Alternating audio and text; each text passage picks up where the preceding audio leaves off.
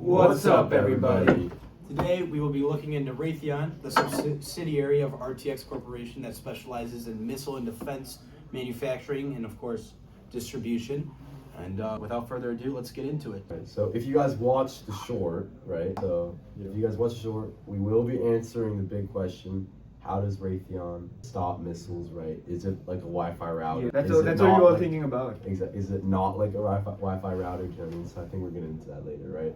So first of all, how is? Oh, go on. Sorry. I was just going to say, just a reminder Yeah. for you guys, what we've been on 2 episodes ago, we talked about Palantir, right? The software insurgent, right? AI first, data first company, right? Yeah. And then we moved on to Lockheed Martin, right? And we talked about the legacy prime, right? The hardware titan, Sure. the stuff that makes all the hardware. And now today, we're going to move on to Raytheon, right? The one that ties everything together. Sure. So I guess I can start, right? So how are they innovating, right? Should we get into some of their innovations? So For I sure. think first we should talk about the Coyote, which is in its essence like a drone interceptor, almost like a counter UAV. If anybody in the crowd's familiar with Call of Duty, it detects drones and then basically will stop them 2 ways. And the second way is what they're doing more of. It's more innovative, but the traditional way of stopping a drone is kinetically. So what that means is either having a counter drone go up and shoot a bomb at it, run into it. Those are all things that are a little bit more costly. Sure. But now what they're doing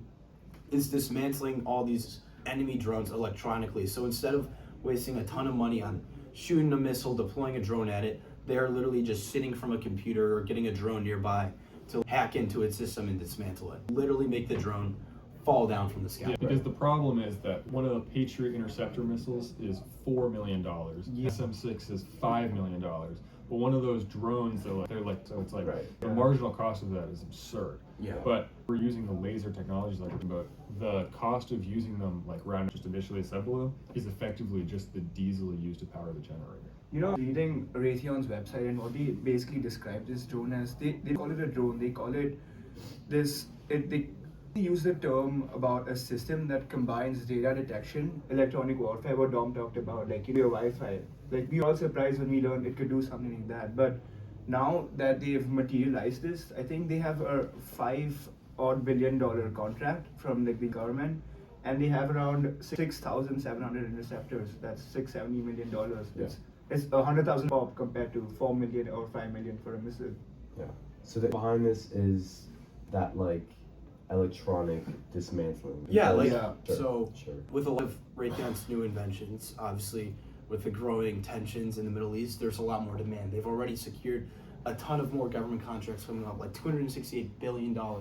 And part of the reason why the US government keeps going back to Raytheon is that they're very cost efficient and they're not using, as Jack mentioned, like a $5 million or missile Missile, to The funny thing is defend. that they're also the ones that make the $4 million. Yes. So Yeah. it's almost running like the innovator's dilemma in the sense that like they are literally designing thing that is supposed to like counter its own product. Yeah. Yeah, but you know, I think I agree with him in the way that the framework of war has changed. We don't have like really high threat and expensive like big threats. Have small drones come in and fly to countries, which are like they don't. I think there's bigger threat as a missile would, but you still have to get rid of them because you could lose like civilian lives as we saw. Yeah. So I think what Raytheon is doing, which like other defense firms that we talked about before haven't, is they're able to be cost efficient in a way that the government can back to them and ordering these missiles because it's just more efficient.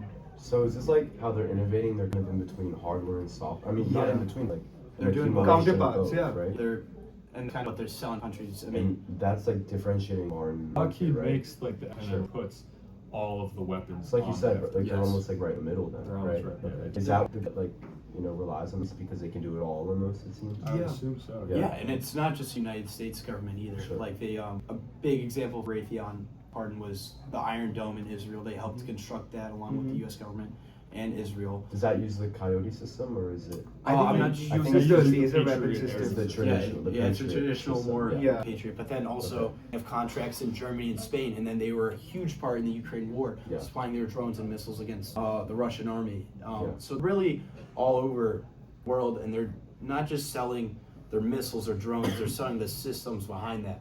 So Yeah. that these companies almost become attached to Raytheon, and Raytheon becomes embedded into their defense system, but Yeah. also their defense strategy as they keep innovating and making more products. So and that's meet needs. software almost. I mean, I'm assuming it's tied, Yes. right? For sure. It is Yeah. now, yeah. Yeah. Like that Patriot we're talking about first, it was first deployed in 1984.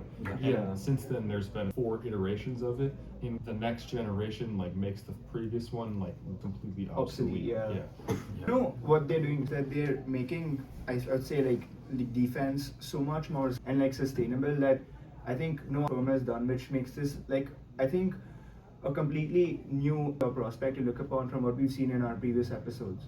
Sure. Yeah. So what about?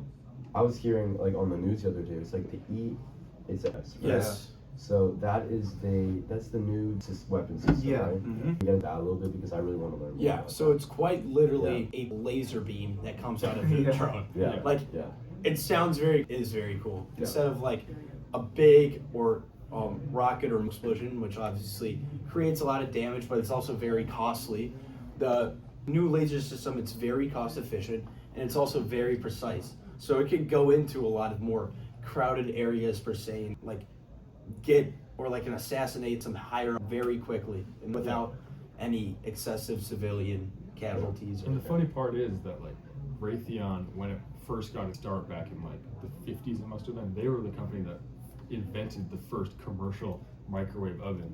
And then this thing, the HELWS, is effectively another microwave, just with a very focused beam. Yeah. And it's so small it fits the back of a pickup truck. Yeah. And then it's said that because over like 25,000 operational hours now, so if you focus the beam at a drone for 5 seconds, it will completely dismantle it. It falls out of the air. Yeah. And I read that that AI is actually directing these systems. Like it's telling them where to pinpoint. Yeah, What, and like, it's not the precision. either. They Exactly. have multiple above the mountain. Like they have us onto like destroyer Navy ships. Yeah. Right. It's a little bigger. It's even And they more develop- powerful. They develop and that they- system, and it can take out entire swarms. Not just What's unique full is it's $10 a shot.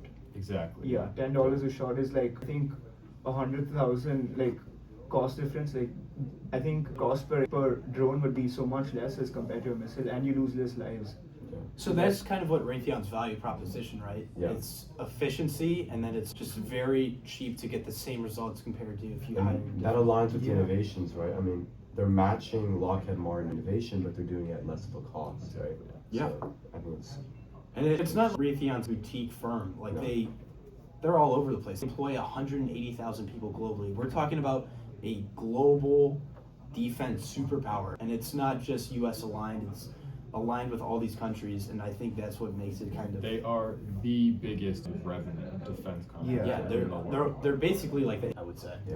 But you know, this is what Raytheon does. I think let's change our angle a little bit, and you know, if we talk about like their SPY-6 radar, like Sure. stuff like this, these are their big defense contracts come into play. Like in 2025, they had Can you explain what the SPY-6 radar yeah, is? for sure. So Just for our viewers. basically, this composes of I would say a course that has many layers. It has a missile defense system, it has naval warfare, and hypersonic detection. Sure. So it's more, I would say, macro. Is as this AI compared- backed as well? Yeah, it is AI backed. Like Yeah. have their system that's ASTAR battlefield software, Yeah. which basically is basically integrates your battlefield data like Palantir's their software too. Yeah. So I think all of these when they come into play, this is where their big government contracts do emerge from. Yeah. I think it's $3.2 billion in total program potential, which they've I think and also deployed 60 plus ships like in this decade now with the Boeing. Yeah.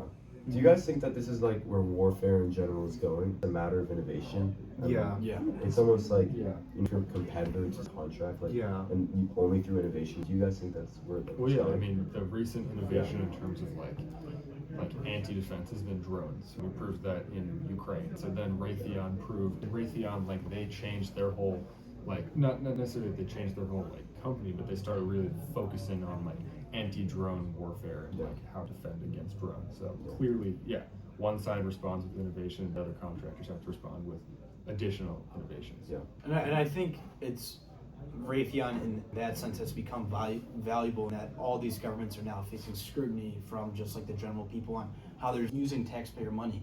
And when you have Raytheon that's doing it Yeah. at the cheapest it could possibly, still the maximum results, that's going to guarantee it future work and more future development.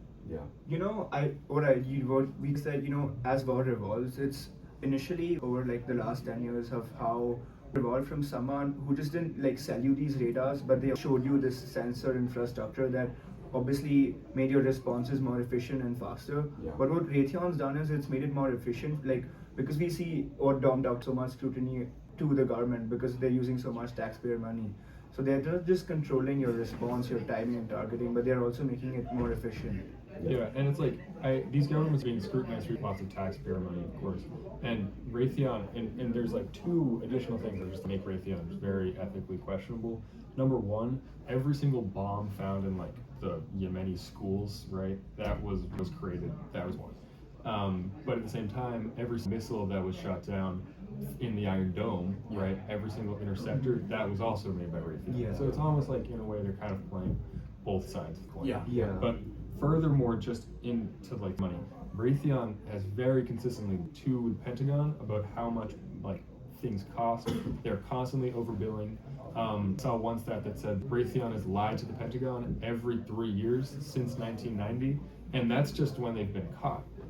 2 years ago, they fined $1 billion for this, but they didn't lose a single contract. Yeah. So what do you think that says of the company? I mean, they're all over the world, and from that, it kind of shows that they're not really aligned some of the time with the U.S.'s best interest, but rather for their own power and influence. I mean, I think you have to look like a firm at the end of the day. I mean, you can see all these innovations they made. I mean, they're a profitable company, right? At the end of the day, it's profit, right? I think they're creating the Coyote system, right?